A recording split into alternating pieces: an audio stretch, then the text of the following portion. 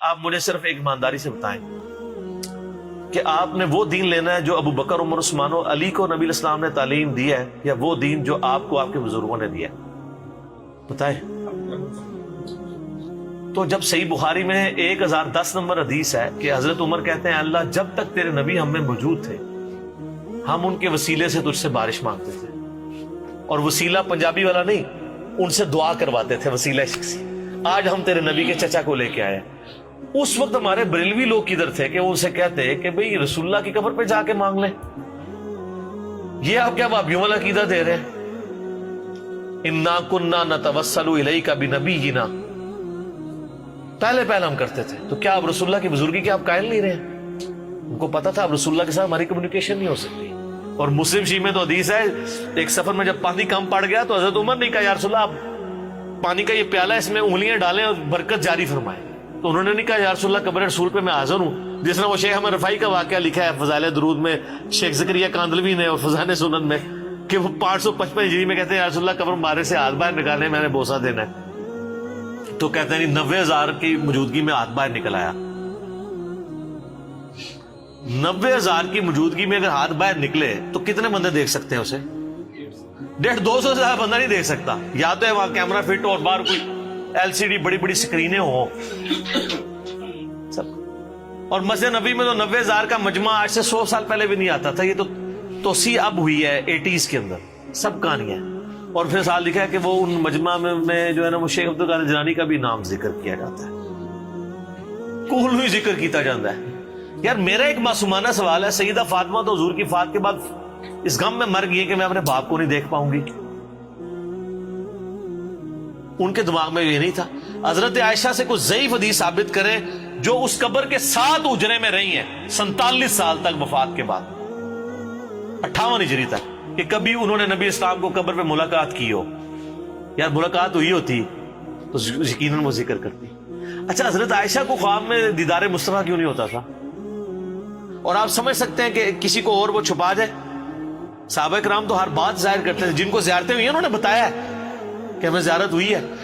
ابن عباس نے نہیں بتایا تھا کہ میں نے ایک دوپہر کو مسند احمد میں آتا ہے خواب میں دیکھا کہ نبی علیہ السلام نے خون کی شیشی اٹھائی ہوئی ہے، اور آپ فرمایا میں کربلا میں صبح سے اپنے حسین اور اس کے ساتھیوں کا خون جمع کر رہا ہوں، تو میں کانپ کے اٹھا۔ ابن عباس کہتے ہیں وہ دن اور وقت نوٹ کیا، اسی دن 61 ہجری میں 10 محرم کے دن حسین ابن علی ان کے ساتھیوں کو شہید کیا گیا تھا۔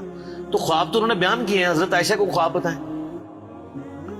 ہم نے ایک دفعہ ایک نا سوشل ایکسپیریمنٹ پرفارم کیا، یہ سوشل ایکسپیریمنٹ بھی ہوتے ہیں نا، آپ کو پتا ہے یوٹیوب پہ کافی ویڈیوز رکھی ہوئی ہیں، وہ پیسے سٹ دیتے ہیں دور کیمرہ لے کے کھلوندے نے، اور جسے ہی چکتا ہے نا پھر وہ بندہ میرے پہ بٹوا گرا تھا، تو تھوڑے مسلمان جتنے نے زیادہ تر وہ کہتے ہیں کوئی نہیں سامتے، پتہ ہی نہیں، بہت کم ہے جو۔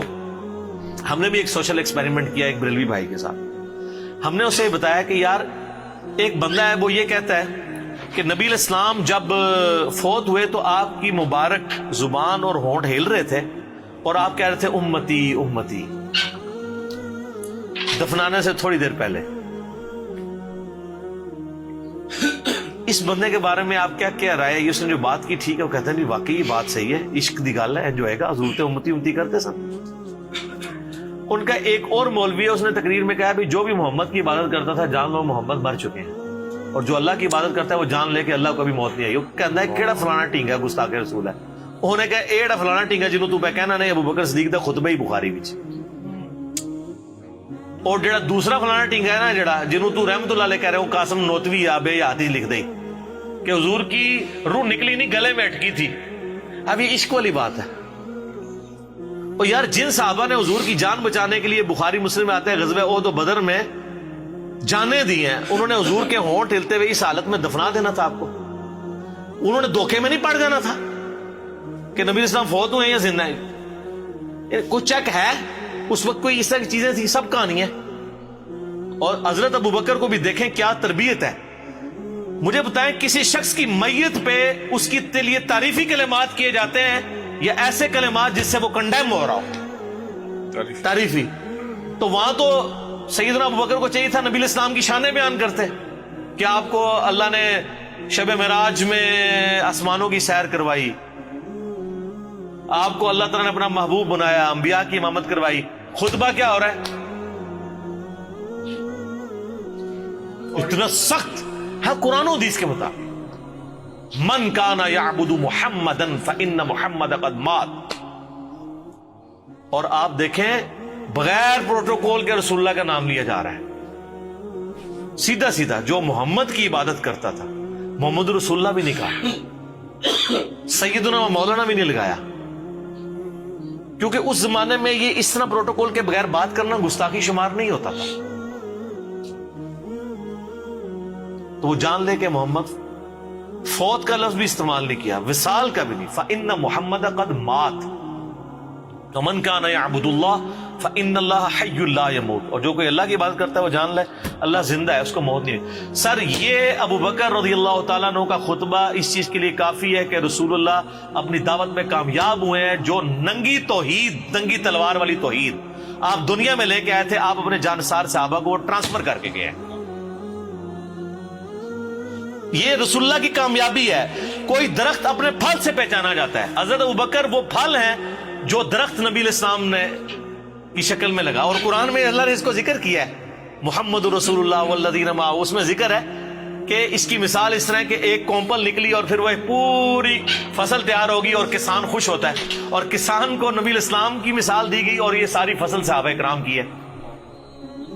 اچھا پھر حضرت ابوبکر وہاں پہ دوسری بات پھر اپنی دلیل میں کہہ رہے ہیں انک میت وانہم میتون. قرآن کی آیت پڑھتے ہیں, اے نبی تمہیں بھی مرنا ہے, ان کو بھی مرنا ہے. وما ارسلناک الا رحمۃ للعالمین نہیں پڑھی, پوائنٹ ٹو بی نوٹڈ. پھر اگلی آیت پڑھی وما محمد الا رسول قد خلت من قبلہ الرسل افان مات او قتل. محمد تو ایک رسول ہی تھے, اگر یہ مر جائیں یا قتل ہو جائیں, اور پاکستان میں اگر یہ وصال فرما جائیں یا شہید ہو جائیں, تو کیا تم دین سے الٹے قدم پھر جاؤ گے؟ تو اللہ کا کوئی نقصان نہیں کرو گے. جو ثابت قدم رہے گا اللہ ان کو جزا دے گا. نبی علیہ السلام نے جو تربیت دی تھی, اور میں اس میں ایک پوائنٹ آج آپ مجھ سے گولڈن کوڈ لے لیں. رسول اللہ کی زندگی میں صحابہ کرام جو رسول اللہ سے عقیدت رکھتے تھے, آج وہ عقیدت اگر آپ نے کسی میں دیکھنی ہے نا تو وہ بریلوی ہے. اور رسول اللہ کی وفات کے بعد صحابہ کرام جو رسول اللہ سے عقیدت رکھتے تھے, وہ عقیدت اگر آپ نے دیکھنی ہے تو وہ اہل حدیث ہے. سبحان. میں نے صدیوں کی ہزاروں صفحوں کی کتابوں کو ایک جملے میں سمو دیا. یہ جتنی عقیدت تھی آپ کی زندگی میں, آپ کے ساتھ ہمارا انٹریکشن تھا کہ وضو کا پانی نہیں گرنے دے رہے, ٹھیک ہے جی, بال مبارک. لیکن جیسے ہی رسول اللہ قبر میں گئے ہیں, صحابہ کرام کو پتہ چل گیا کہ اب ہم نے قبر سے نہیں مانگنا, قبر کی مٹی نہیں چاٹنی, آپ کی قبر پہ سجدہ نہیں کرنا, اور اسٹرکٹلی توحید کو فالو کرنا ہے. جو آج اہل حدیث رونا روتے ہیں, جس کی وجہ سے اہل حدیث کو وہ کہتے ہیں گستاخ رسول ہے. تو جو عقیدت رسول اللہ کی زندگی میں صحابہ کرام کی رسول اللہ کے ساتھ تھی, وہ بریلویوں میں. ہم اس عقیدت کو غلط نہیں سمجھتے, ہم اس عقیدت کو عین ایمان سمجھتے ہیں, لیکن اس کو اس غلوف کے درجے پہ نہ لے جائیں, اس کو اسی پروٹوکول کے ساتھ رکھیں. آج رسول اللہ زندہ ہوں تو واللہ میں آپ سے کبھی نہیں کہوں گا کہ آپ جا کے صلاۃ الحاجات پڑھیں. میں آپ کو شارٹ کٹ بتاؤں گا کہ بھی صحابہ کا مسئلہ ہوتا ہے سیدھا, یا رسول اللہ بارش نہیں ہو رہی, آپ نے تو کبھی نہیں کہا یار کعبے جا کے 2 نفل پڑھ اللہ کو مانگ, آپ نیچے نہیں ہے بارش شروع. صحیح بخاری, ایک صحابی کی ڈیوٹی لگائی, کام کر کے وہ قلعے سے چھلانگ لگائی, پنڈلی کی ہڈی ٹوٹ گئی. آپ کے پاس آئے عبداللہ ابن عتیق, اور اپنی پگڑی اتار کے انہوں نے اپنی پنڈلی باندھی ہوئی تھی. اسی ہوتے تھے پہلے کہتے یا رسول اللہ لات پنوا لی تھوڑے پیچھے دیکھ لو, آ کے پوری رپورٹنگ کی یا رسول اللہ آپ نے جو کام کہا تھا, بتایا تک نہیں کہ میری پنڈلی کی ہڈی ٹوٹ گئی ہے. وہ تو حضور نے لنگڑاتے ہوئے دیکھا تھا, فرمایا یہ کیا ہوا, کہ یا رسول اللہ چھلانگ ماری تھی تو فرمایا اللہ. کہتے ہیں دوبارہ کبھی درد نہیں ہوئی. مولا علی کے بارے میں بخاری مسلم میں غزوہ خیبر پہ شعب چشم میں آنکھیں ہی نہیں کھل رہی ہیں. تو رسول اللہ صلی اللہ علیہ وسلم جب تک زندہ تھے نا, آج بھی زندہ ہے اپنی قبروں میں آخرت کی زندگی کے ساتھ. اس دنیاوی زندگی میں تو اس کا پروٹوکول دنیاوی زندگی والا تھا, جیسے ہی قبر میں گئے تو آخرت کا پروٹوکول شروع ہو گیا. پھر صحابہ کرام نے وہ عقیدت رکھی ہے جو آپ علیہ السلام کی ڈیمانڈ تھی. سر یہ فرق ہے, یہ چیز نبی علیہ السلام کو دنیاوی بادشاہوں سے, دنیاوی لیڈر سے ممتاز کرتی ہے کہ دنیا میں اتنا کامیاب لیڈر کوئی نہیں آیا کہ جس نے ود ان 17 ایئرز جس کے فالوورز نے پوری دنیا کو تلپٹ کر دیا. ہزاروں سال کی سلطنت روما اور پرشین امپائر, رومن امپائر الٹ کے رکھ دیا, اور ایک سٹیچو بھی نہیں اپنے پیغمبر کا بنایا. اور سر ان سے پہلے کے بڑے بڑے لیڈرز کے سٹیچوز موجود ہیں, تصویریں موجود ہیں, لیکن جو ان سے بڑا لیڈر آیا ہے اس کے فالوورز نے اس کو دنیاوی لیڈر نہیں مانا, اللہ کا پیغمبر مانا ہے, اس کی تصویر بھی نہیں رکھی یار. ورنہ اس زمانے میں اتنے اتنے کاریگر لوگ تھے, تصویر بنانا کو مسئلہ, کتنے مصور تھے جو تصویریں بناتے تھے یار. ایک ہی تصویر ہمارے لیے رکھ لیتے, چلو ہم زیارت ہی کر لیتے. لیکن وہ پتا تھا کہ نبی علیہ السلام نے ان چیزوں سے منع کیا کہ بت پرستی اس سے داخل ہوتی ہے. کوئی اسٹیچو نہیں بنوایا. تو یہ میرا جملہ یاد رکھیے گا, جو آج اہل حدیث جس عقیدت کا اعزاز رسول اللہ سے کر رہے ہیں نا, یہی وہ عقیدت تھی جو صحابہ کرام کی وفات کے بعد ہو گئی تھی. وہ وضو کا پانی اپنے چہرے پہ ملنا, آپ علیہ السلام کا بلغم لینا, آپ کے بال مبارک سے عقیدت, یہ بھول نہیں گئے تھے. لیکن ان کو پتا تھا اب ہمارا کمیونیکیشن گیپ ہے, قیامت والے دن ملیں گے انشاءاللہ تعالی, پھر وہی کچھ کریں گے جناب کہ جو اس دنیا میں صحابہ کرام کرتے رہے. لیکن یہ ان لوگوں نے جس طریقے سے اس کو مس ہینڈل کیا ہے اور ان عقیدت کے واقعات کو سنا سنا کے اپنی چیزیں ثابت کرنے کی کوشش کی ہے, اور یہ ایک امیج دیا ہے کہ شاید ان باتوں کو وہ لوگ نہیں مانتے. سر وہ باتیں اس وقت کے لیے تھیں جو وقت تھا.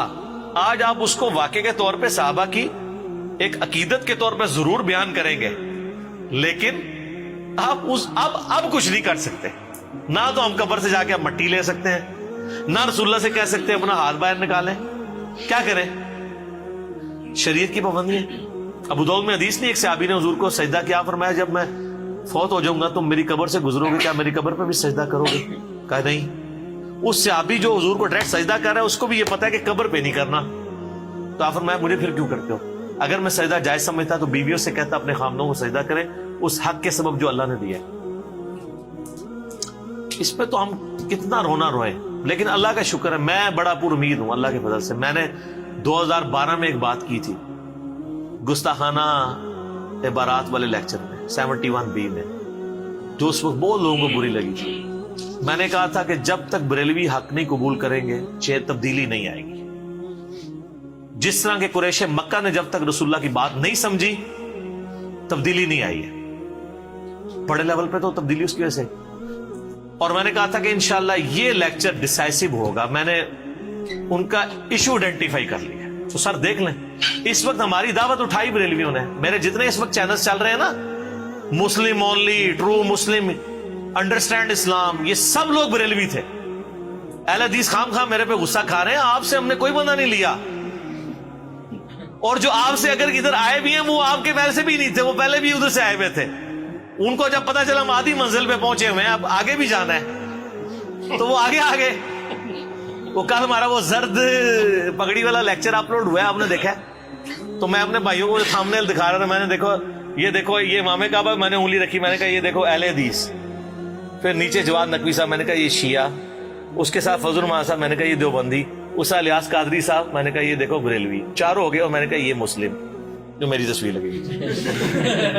اس کا یہ مطلب نہیں وہ مسلم نہیں ہے. مراد یہ ہے کہ ہم اس پلیٹ فارم سے بات کر رہے ہیں کہ ہم ان ساروں کو مسلمان سمجھتے ہیں, ان کے پیچھے نمازیں پڑھتے ہیں, ان کو چندہ دیتے ہیں, اور ان کی کمزوری کے لیے کافی ہے کہ یہ مسلم بات کرنے والے کو اپنا دشمن سمجھتے ہیں. تو سر کوئی نہیں, ہم نے کوئی مایوسی نہیں ہے, پبلک پہ محنت کریں, انشاءاللہ وہ قبول کریں.